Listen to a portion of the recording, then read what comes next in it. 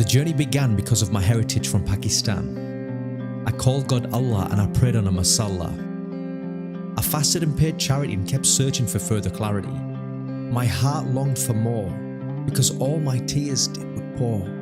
I spent 3 days on Jamaat and ironed my jubba so I looked smart. I grew a beard and wore the traditional imama, but in all honesty it seemed to bring me drama. I went out to spread the word to invite to God's way, but all we seemed to do is speak to Muslims all day. I used to cry for the people who never got the message, and when I asked why Muslims seemed to be aggressive, my journey started to change when I sought God's guidance. That's when I was no longer falling short to the devil's defiance. I studied the Quran like it was life and death, and some people thought it was crazy, maybe taking crystal meth. The Quran mentioned the Torah and the Gospel. I studied so hard people thought I belonged in a mental hospital. With jokes aside, I put away my pride. I followed that silent voice that was deep inside.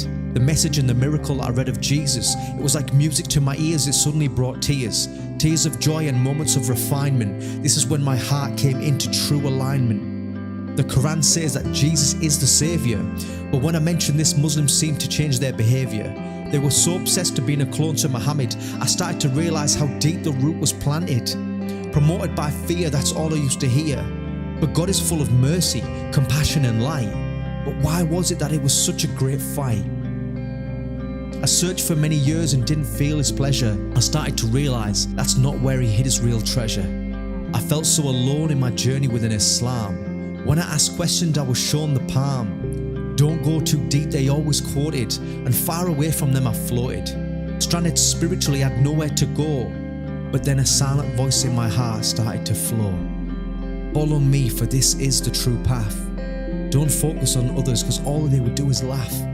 The journey of a seeker is my true calling, and that was the moment God stopped me falling. Holding onto His rope, He filled me with hope. Each step closer, feeling free and full.